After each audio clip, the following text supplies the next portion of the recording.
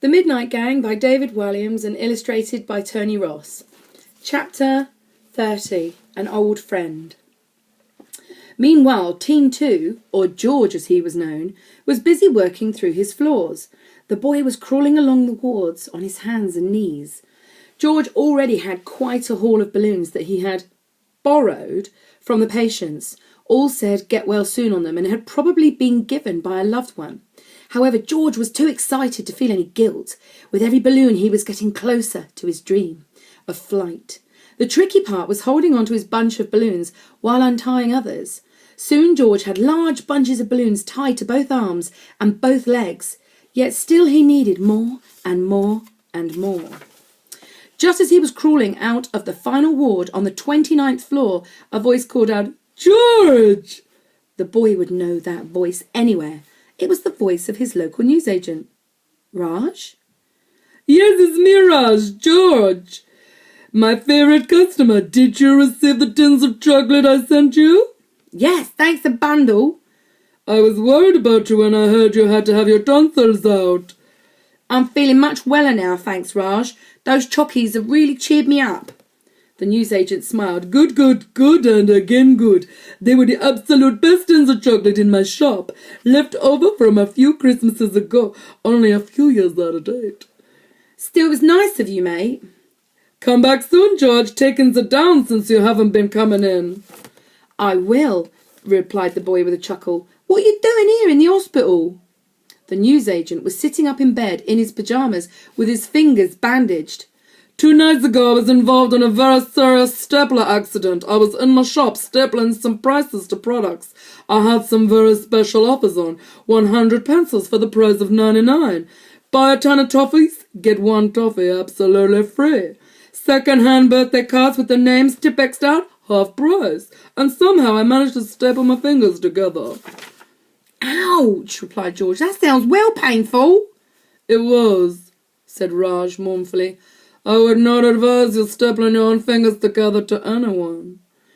"I will remember that, mate. Well, I'd love to stay and have a natter, but..." George was just beginning to scuttle out when Raj called him back. "George?" "Yeah, mate?" "What are you doing with all those balloons?" George spluttered. "They're my balloons, ain't they?" "Really?" "Yeah." "All of them?" "Yeah, mate." The newsagent did not look at all convinced.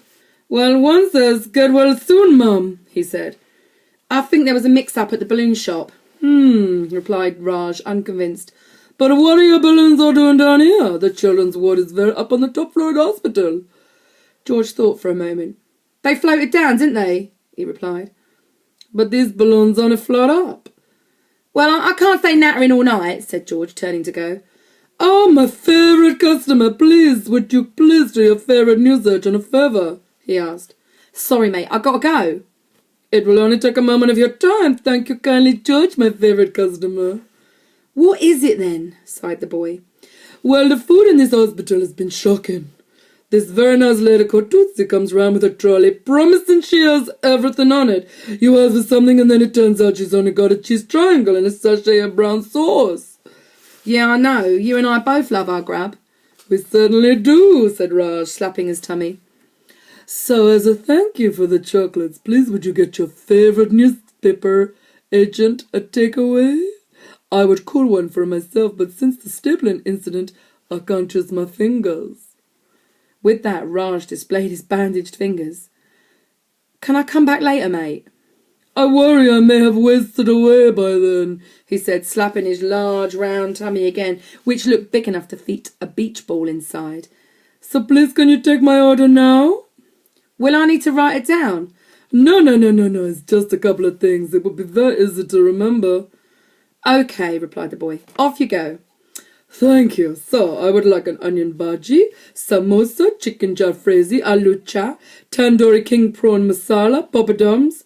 "You're doing me nutting. I can't remember all that," interrupted the boy. However, Raj's eyes were glowing and his mouth was watering at the thought of all this delicious food. No, you'll be able to remember it. Just a couple more. A vegetable bolti, peshwari naan, chapati, aloo gobi, matar paneer, lakal dal, taka dal, I need a pen and paper, said George, panicking. Poppadoms? You said poppadoms already, mate. Yes, I know. I want 2 portions of poppadoms, mango chutney, paneer masala, pila rice, bata, chanu aloo, lamb rojan josh. I think that's all. Did I say poppadoms? Yeah, twice. Good, you can never have enough poppadoms. In fact, make that 3 portions of poppadoms. Right, now, just recite that back to me. When George finally escaped from Raj's ward, he realised the best plan was just to order every single item on the menu of the nearest Indian restaurant, plus to ask for 4 portions of poppadoms in case 3 didn't turn up to be quite enough. Now, out in the corridor, George called the lift to take him down to the ground floor. There he would meet the rest of the gang at the bottom of the impossibly tall stairwell. Bing! The lift doors opened. Inside was the old chain-smoking cleaner who the Midnight Gang had met only last night. Dilly was holding on to the handle of a floor-polishing machine and, as always, had a burning cigarette stuck to her bottom lip. Her mouth opened at the shock of seeing George with 100 balloons tied onto his arms and legs. And there's a picture of Dilly looking at all the balloons and smoking her cigarettes. The boy had so many that he was actually beginning to feel a little lighter. George's head was just visible nestling between the balloons. "What are you up to now?" she demanded. A trail of ash fell from her cigarette onto the floor. "Oh, hello again," replied George brightly. "The cleanliness inspection last night was all tickety-boo, so keep up the good work. Although we did find some cigarette ash on the floor, we weren't sure if that was you." What you doing with all those blasted balloons?" asked Dilly. "I've got a good mind to pop 'em all with me fag." The floated-down excuse hadn't worked that well on Raj, so George tried another explanation. "I am just delivering these to an incredibly popular patient. He actually gets sent thousands of balloons daily, so don't worry, I'll get the next lift." Bing! The door slid shut on her. George stamped the floor in frustration. He had been seen by a member of the hospital staff out of bed in the middle of the night. The Midnight Gang would now have to move fast if George was going to realise his dream. And there's a picture of George with all his balloons stamping his feet in rage in the lift. End of chapter 30. See you soon. Bye-bye.